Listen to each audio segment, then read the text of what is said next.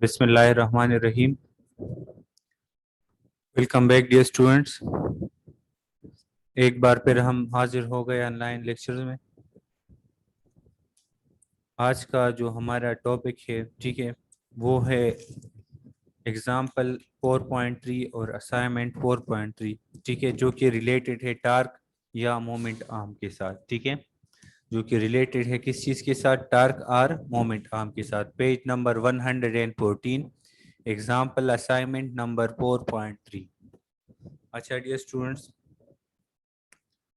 आज का हमारा जो लेक्चर है वो है लेक्चर नंबर 8, ठीक है। इससे पहले हमने 7 लेक्चर्स किए हैं, ठीक है। कल वाले लेक्चर में हमने स्टडी किया हुआ है किस चीज़ को, टार्क को हमने स्टडी किया हुआ है, ठीक है।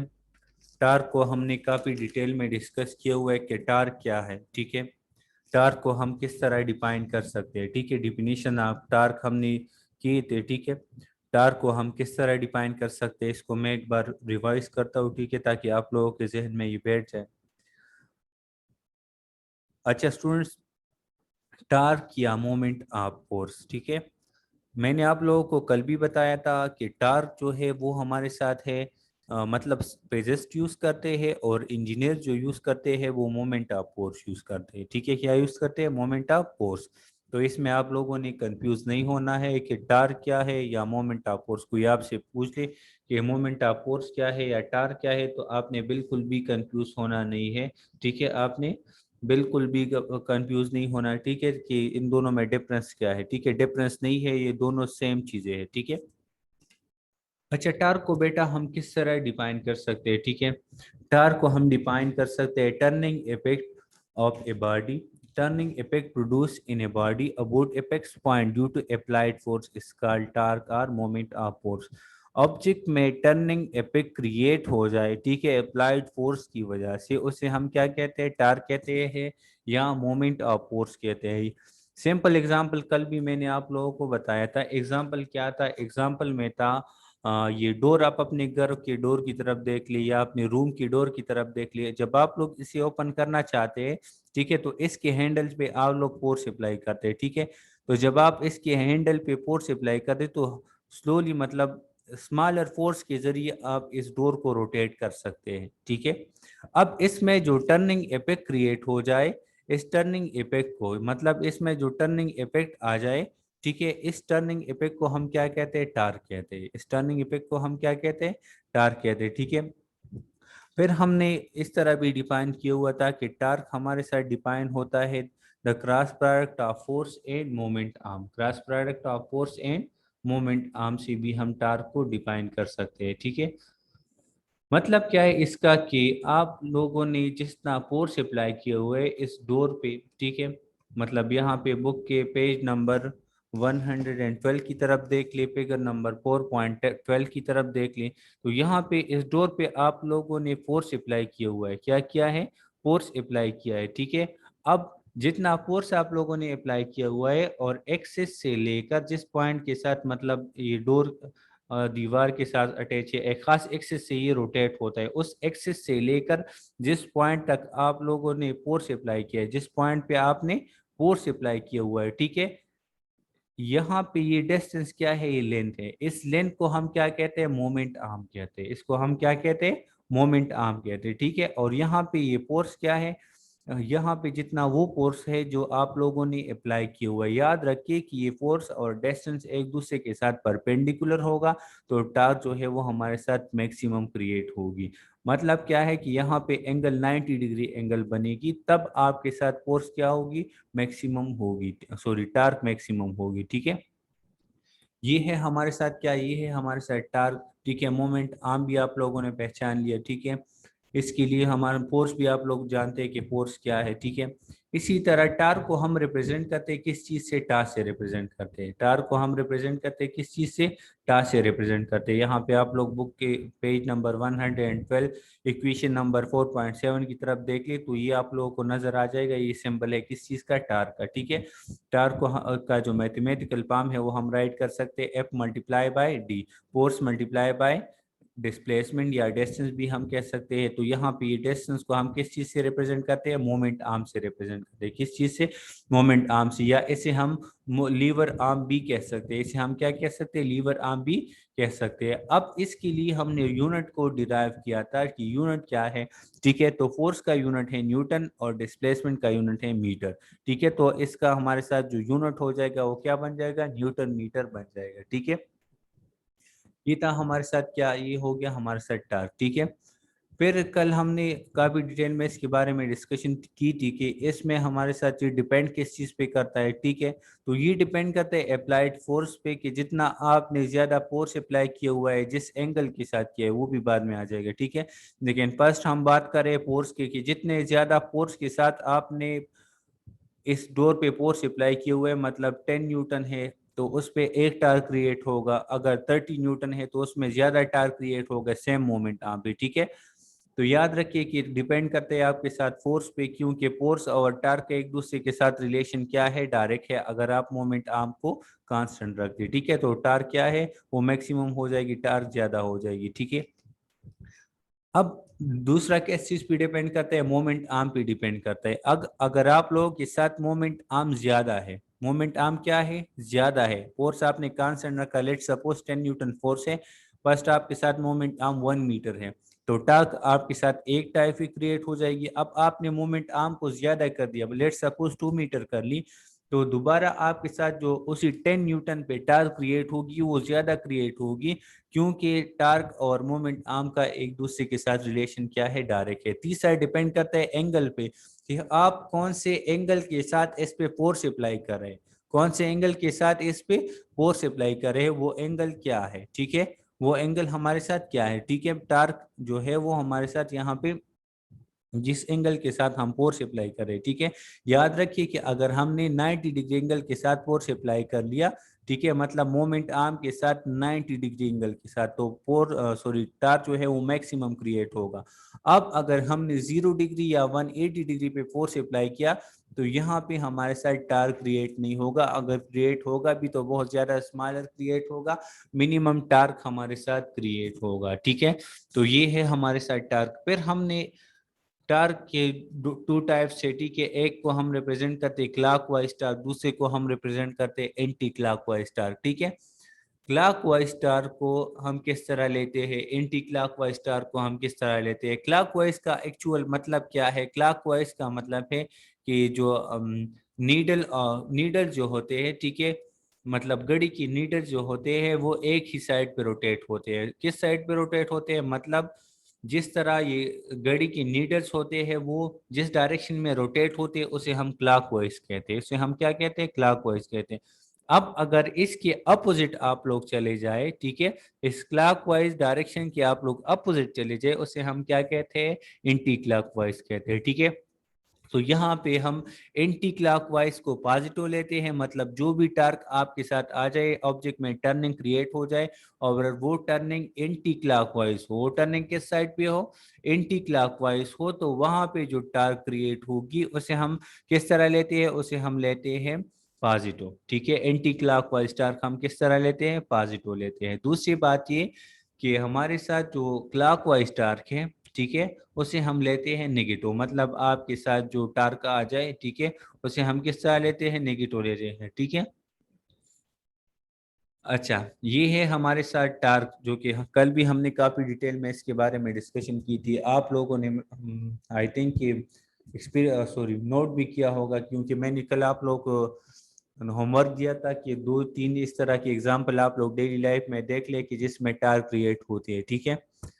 अच्छा बेटा, आज का जो हमारा है वो है example assignment number 4.3। Example number 4.3, opening a door, एक डोर को ओपन करना। Page number 114, page number 114। आप लोग अपने बुक की तरफ देख ले, बुक खोल ले, page number 114, example number 4.3। Exam दोबारा मैं रिपीट कर दूं कि एग्जाम्पल नंबर 4.3 और पेज नंबर 114, ठीक है। यहाँ पे इस एग्जाम्पल के स्टेटमेंट की तरफ आप लोग देख लें। एग्जाम्पल का स्टेटमेंट जो है आप लोगों के साथ कंप्यूटर स्क्रीन पर भी है, लेकिन अगर आप लोग बुक की तरफ देख ले तो क्लियर आप लोगों को समझ आ जाएगा, क्लियर नजर आएगा। ठीक है। In figure a force In figure, a force magnitude of 55 Newton is applied to a door. However, the arm, however, the arm are different in three parts of the drawing. However, the arms are different in the three parts of the drawing. Option number A जो है D a moment arm जो दिया गया है, मतलब इसका मतलब क्या है। आप लोगों के साथ एग्जाम्पल में थ्री फिगर्स गिवन है, फिगर ए बी और सी। कंप्यूटर की तरफ भी आप लोग देख सकते हैं, अपने बुक की तरफ भी आप देख सकते हैं, ए बी और सी।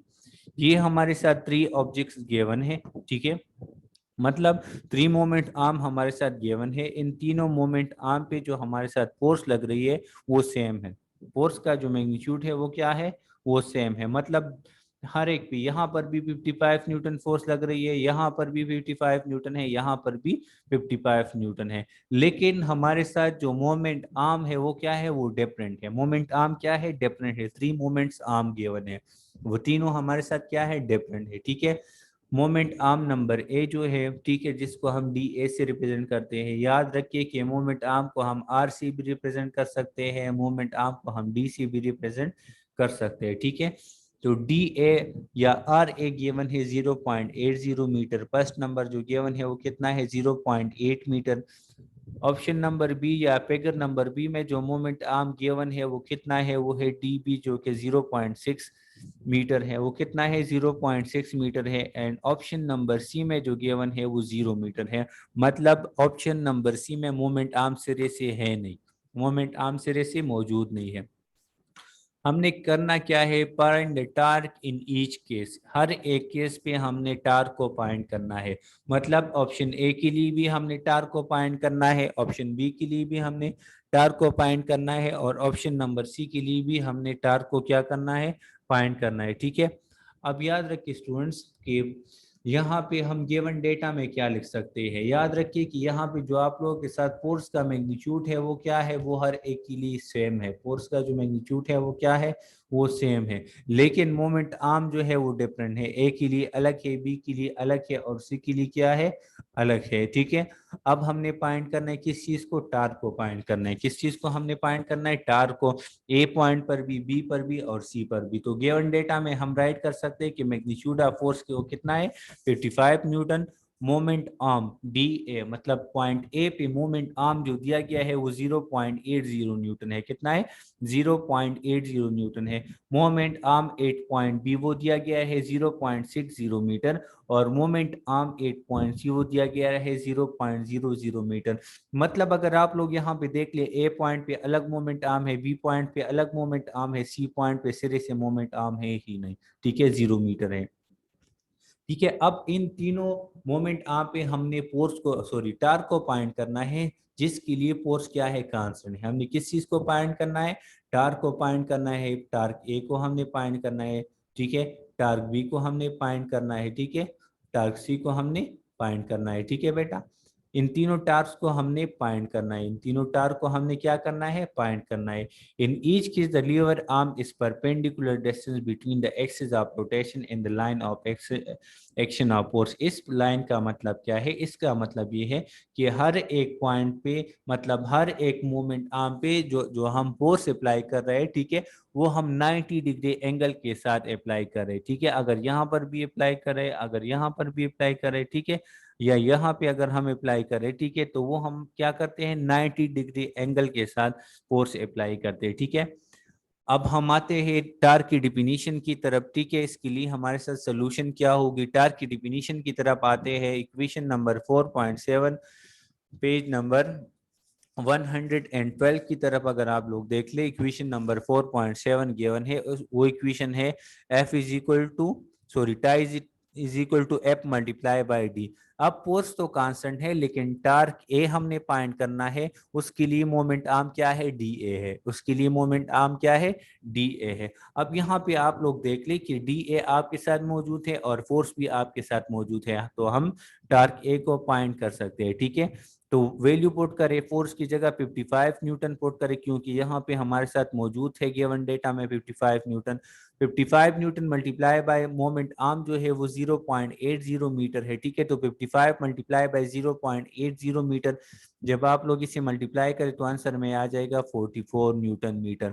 मतलब टार्क 8.8, यहाँ पे जो टार्क क्रिएट हो गई है वो कितनी टार्क है, वो है 44 न्यूटन मीटर टार्क है। ठीक है, ये पॉइंट ए पे हमने टार्क को फाइंड कर लिया। ठीक है, मतलब क्या है कि इस पॉइंट पे हमने 55 न्यूटन फोर्स अप्लाई किया हुआ है, इसका जो मोमेंट आर्म है वो 0.8 मीटर है, यहाँ पे जो टार्क क्रिएट होगा वो टार्क कितना होगा, 44 न्यूटन मीटर होगा। ठीक है, अब टार्क 8 पॉइंट बी को हमने फाइंड करना है, बिल्कुल वो वाली इक्वेशन 4.7 ले ले। ठीक है, वो इक्वेशन है torque is equal to F multiply by D B, लेकिन यहाँ पे टार्क बी है तो यहाँ पे डिस्टेंस बी या मोमेंट आर्म बी लिया हुआ है, फोर्स कांस्टेंट है। मैंने पहले भी बताया, बार बार बता रहा हूँ कि फोर्स चेंज नहीं होता, फोर्स क्या है, कांस्टेंट है, जो चेंज हो रहा है वो मोमेंट आर्म या लीवर आर्म चेंज हो रहे हैं। ठीक है, फोर्स की जगह वैल्यू पुट करें जो कि 55 न्यूटन है, वो तो कांस्टेंट है, लेकिन यहाँ पे जो मोमेंट आर्म है डी बी वो कितना है, 0.6 मीटर दिया गया है। D B moment arm 8 point B वो दिया गया है 0.6 मीटर। ठीक है, जब आप 55 मल्टीप्लाई बाय 0.6 मीटर कर ले तो यहाँ पे आपके साथ आ जाएगी 33 न्यूटन मीटर। 33 न्यूटन मीटर का मतलब क्या है कि यहाँ पे आप फोर्स अप्लाई करें कितना, 55 न्यूटन, और मोमेंट आर्म जो है वो कितना है, 0.6 मीटर। तो आपके साथ यहाँ पे जो टार्क क्रिएट होगी वो टार्क कितना होगा, वो होगा 33 न्यूटन मीटर होगा। ठीक है, अब टार्क 8 पॉइंट सी, उस पॉइंट पे हमने टार्क को पॉइंट करना है जहां पे सिरे से मोमेंट आर्म मौजूद नहीं है। टार्क 8 पॉइंट सी जहां पे मोमेंट आर्म 0 मीटर है, मोमेंट आर्म सिरे से मौजूद नहीं है, तो torque 8 point C is equal to F multiply by D C.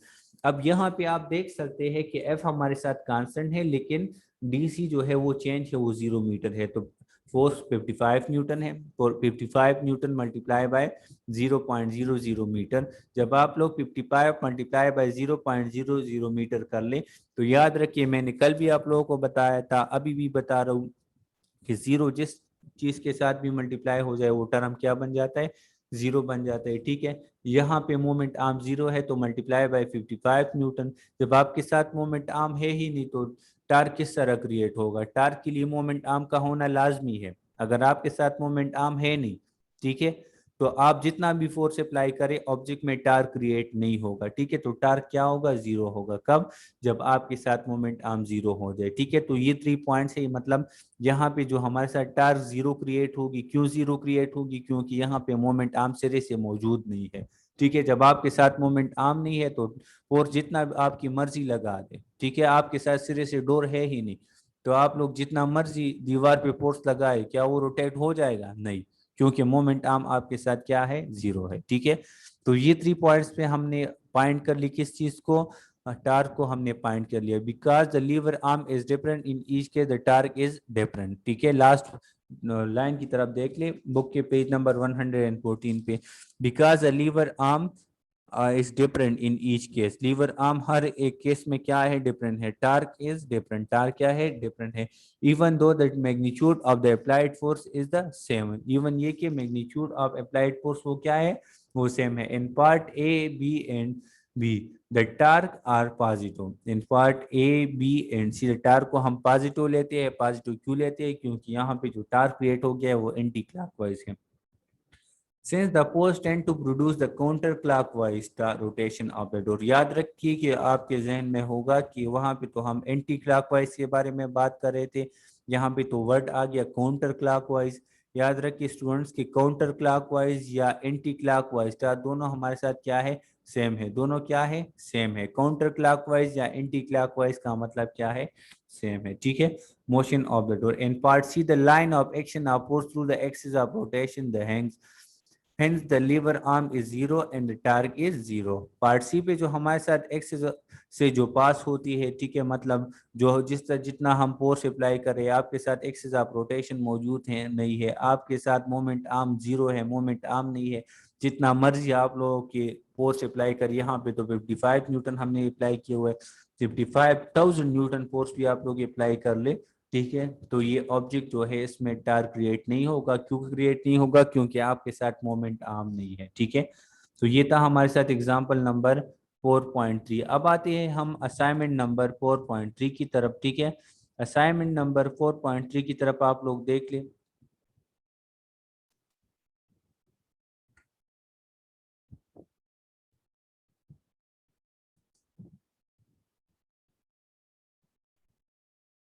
Assignment number 4.3 हमारे साथ मौजूद है, ठीक है।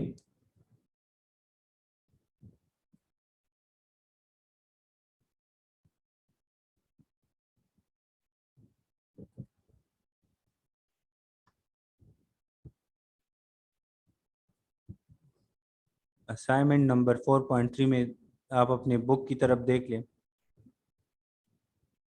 असाइनमेंट नंबर 4.3 है, F 20 Newton metre torque is required to open a soda बोतल।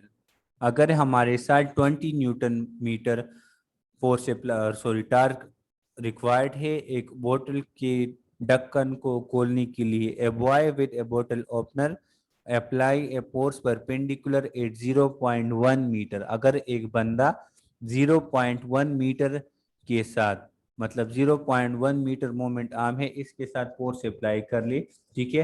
What is the magnitude of force required?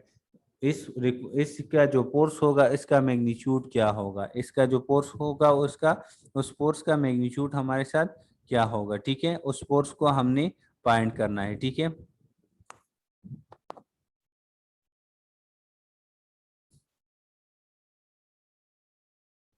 अच्छा students, आप लोग असाइनमेंट की तरफ दोबारा देख लिया। असाइनमेंट 4.3 है 20 न्यूटन मीटर, ठीक है।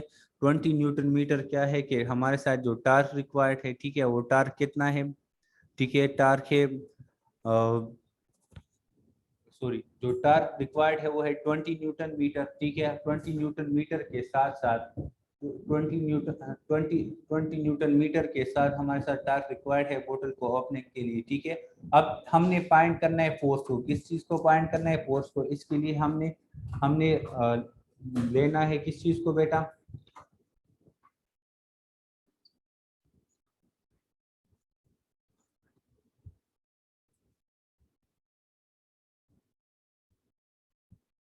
अच्छा, तो यहाँ पे जो मोमेंट आर्म दिया गया है वो कितना है? 0.1 मीटर है। 0.1 मीटर मोमेंट आर्म दिया गया है, 0.1 मीटर, ठीक है।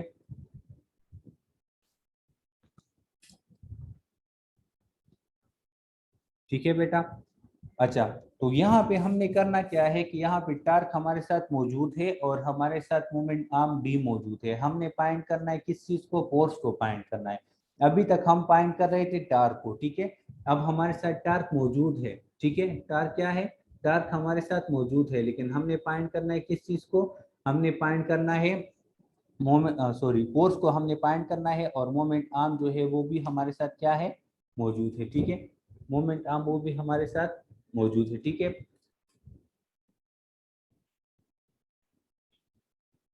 अच्छा, तो हम गिवन डेटा में किस तरह राइट कर सकते हैं? ठीक है, गिवन डेटा में हम राइट कर सकते हैं।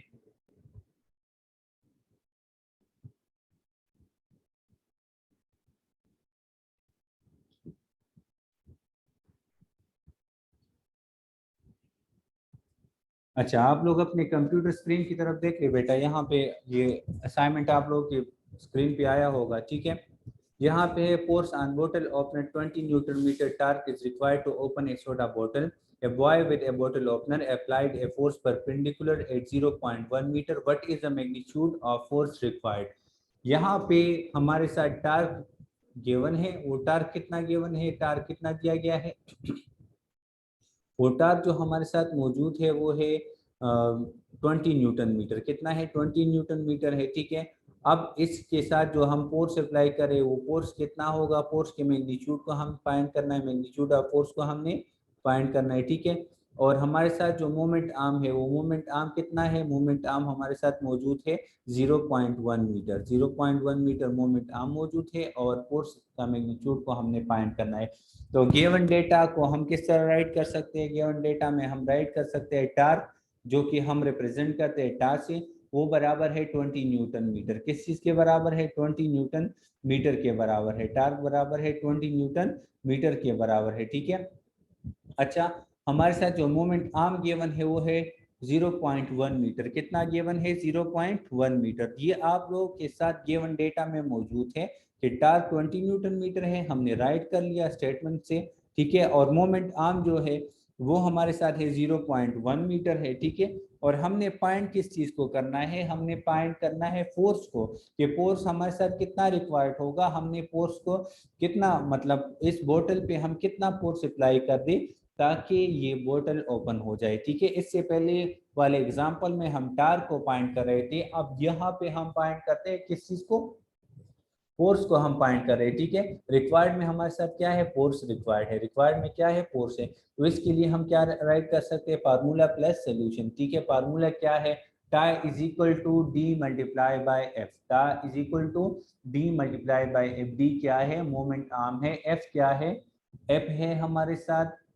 फोर्स है, ठीक है। एफ हमारे साथ फोर्स है, डी क्या है, मोमेंट आर्म है। अब याद रखिए स्टूडेंट्स कि यहाँ पे हमारे साथ जो मौजूद है, ठीक है, टार्क भी गिवन है, आप लोग देख लीजिए गिवन डेटा की तरफ, ठीक है। टार्क भी मौजूद है, मोमेंट आर्म भी मौजूद है, लेकिन हमने फाइंड किस चीज को करना है, हमने फाइंड करना है फोर्स को। किस चीज को हमने फाइंड करना है, हमने फोर्स को फाइंड करना है, ठीक है। आप लोग अपनी मोबाइल या कंप्यूटर स्क्रीन की तरफ देख ले, तो यहाँ पे ये फोर्स आपके साथ फाइंड करना है हमने, ठीक है।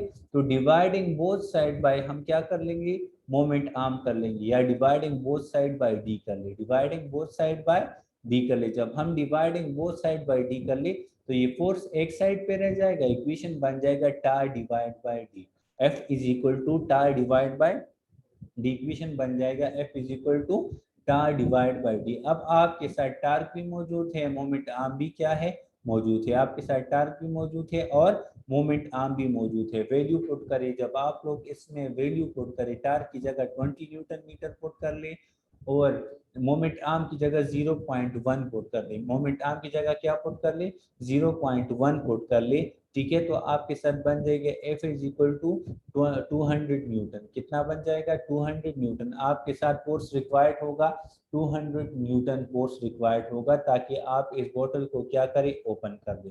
200 न्यूटन फोर्स आपके साथ रिक्वायर्ड होगा कि आप लोग क्या करें, यहाँ पे इस बोतल को ओपन करें। यहाँ पे आप लोग देख ले बेटा कि यहाँ पे ऊपर इसका जो यूनिट है, ठीक है, वो दिया गया है 20 न्यूटन मीटर है, क्या है, न्यूटन मीटर है, ठीक है, 20 न्यूटन मीटर है। अब डिवाइड बाय 0.1 से क्या आएगा, 0.1 मोमेंट आर्म है, मोमेंट आर्म का यूनिट क्या है, मीटर है, ठीक है। तो अब ये मीटर मीटर के साथ कैंसिल हो जाएगा, ठीक है। यहाँ पे आप लोग देख ले कि मीटर मीटर के साथ कैंसिल हो जाएगा, जब मीटर डिवीजन में है, दोनों दोनों एक दूसरे के साथ डिवीजन में है, ठीक है। तो एक दूसरे के साथ कैंसिल हो जाएगा, क्या रह जाएगा, न्यूटन रह जाएगा। तो हम इससे इक्वेशन से मतलब यूनिट से भी हम फाइंड कर सकते हैं कि हमारे साथ क्या है ये। यहाँ पे हमने किस चीज को फाइंड करना था, हमने फाइंड करना था फोर्स को, ठीक है।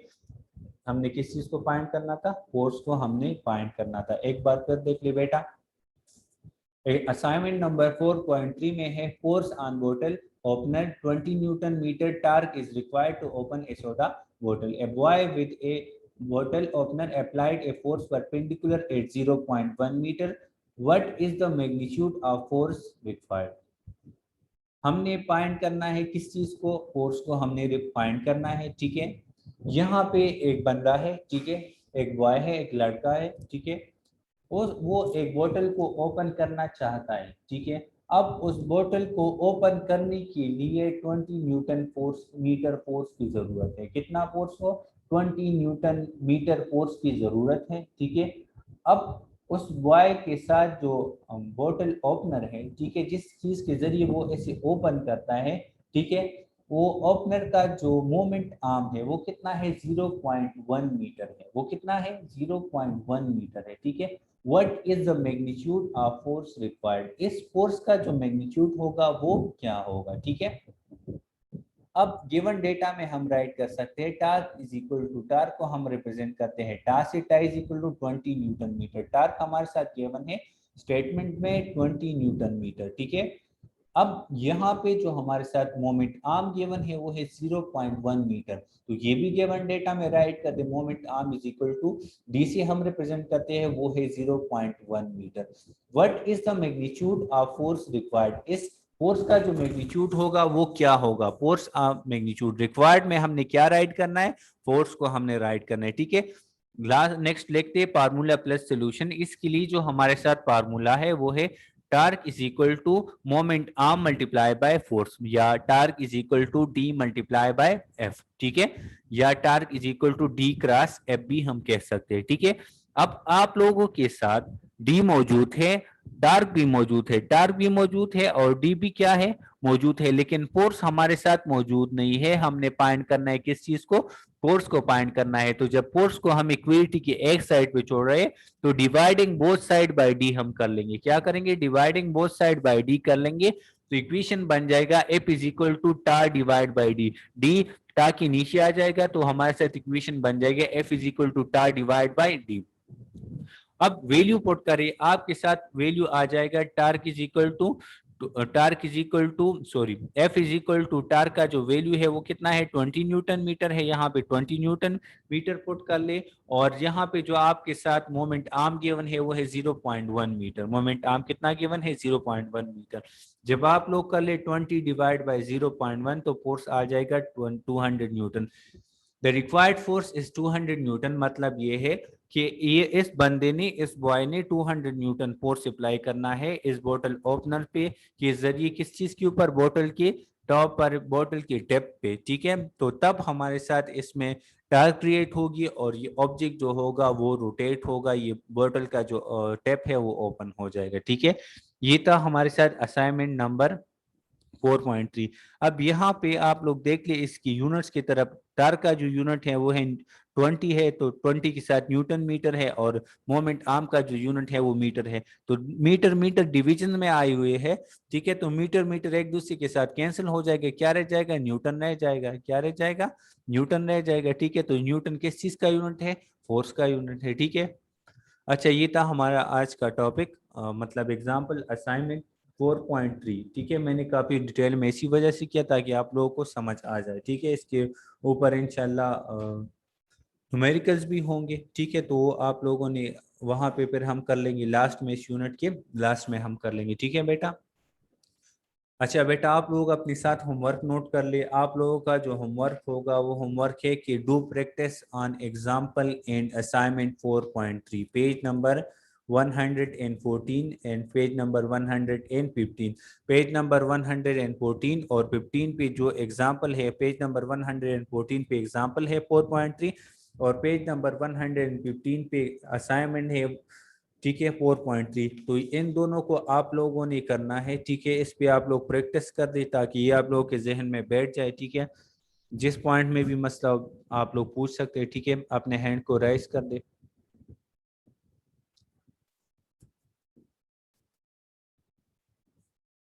समीर बेटा, आप अपने माइक को अनम्यूट करें। लीव आराम पे थोड़ा समझे, अच्छा, लीव आराम। मोमेंट आर्म का समझ आ गया बेटा। Yes sir, yes. तो मोमेंट आर्म और लीवर आर्म दोनों एक ही चीज है, क्लियर बेटा, अच्छा, दोनों एक यस ही सर, है, ठीक है। ओके। ठीक है, थैंक यू।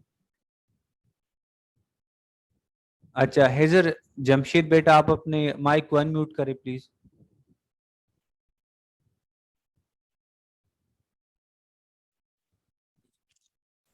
अस्सलाम वालेकुम सर जी। वालेकुम अस्सलाम जी बेटा। ये एग्जांपल 4.3 में ये एंटी क्लॉकवाइज जरा बताइए। एग्जाम्पल 4.3 में एंटी क्लॉकवाइज का बता दूं। अच्छा बेटा, आप देख लिए अपने बुक की तरफ, ठीक है। यहाँ पे ये बुक के पेज नंबर 114 बिल्कुल एग्जाम्पल की तरफ देख लिए 4.3, इसमें जो फिगर गिवन है नजर आ रहा है बेटा आपको, फिगर नंबर ए बी और सी, ठीक है। इस पे जो हमने फोर्स अप्लाई किया हुआ है, देख लिया आप, ये फोर्स हमारे साथ किस डायरेक्शन में है, एंटी क्लॉकवाइज डायरेक्शन में है। मतलब घड़ी के जो नीडल्स है उसके अपोजिट डायरेक्शन पे हमने फोर्स अप्लाई किया हुआ है। समझ आ रहा है बेटा? हेजर यस सर, आ रहा है सर। समझ आ रहा थैंक है? यू ठीक सर। है। तो यहाँ पे हमने नीडल्स के एंटी क्लॉकवाइज डायरेक्शन पे हमने फोर्स अप्लाई किया हुआ है। ठीक है, इसी वजह से हम इसे एंटी क्लॉकवाइज कहते हैं। और याद रखिए कि एंटी क्लॉकवाइज स्टार को हम किस तरह लेते हैं, हम पॉजिटिव लेते हैं। ठीक है बेटा, clear? Thank you sir. Welcome. Yes sir, thank you. Welcome. Zubair बेटा आप अपना माइक अनम्यूट करें।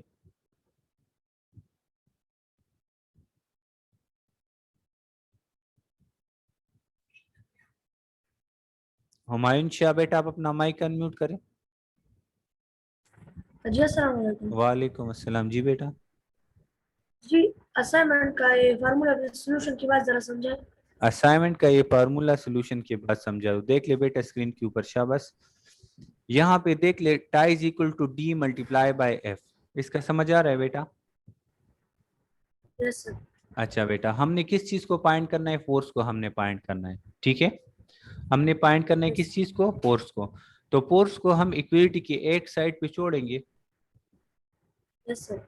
ठीक है, तो dividing both side by d कर ले। क्या करें, dividing both side by d कर ले। ठीक है, तो जब हम dividing both side by d कर ले तो ये डी एक साइड से कैंसिल हो जाएगा और दूसरी साइड पे आ जाएगा, मतलब लेफ्ट साइड की तरफ आ जाएगा।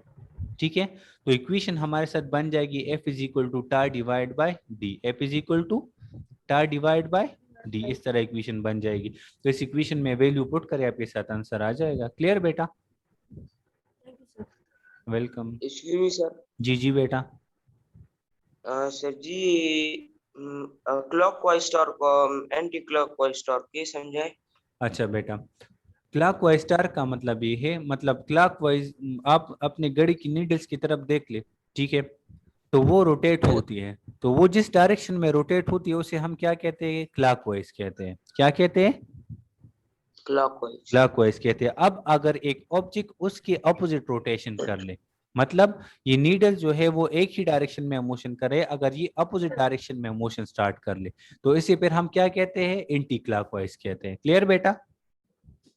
Yes sir. और एंटी क्लॉकवाइज को हम पॉजिटिव लेते हैं और क्लॉकवाइज को हम किस तरह लेते हैं, नेगेटिव लेते हैं। नेगेटिव। जी बेटा, clear? Yes sir, thank you sir. Welcome. और किसी का अगर क्वेश्चन हो तो पूछ सकते हैं बेटा।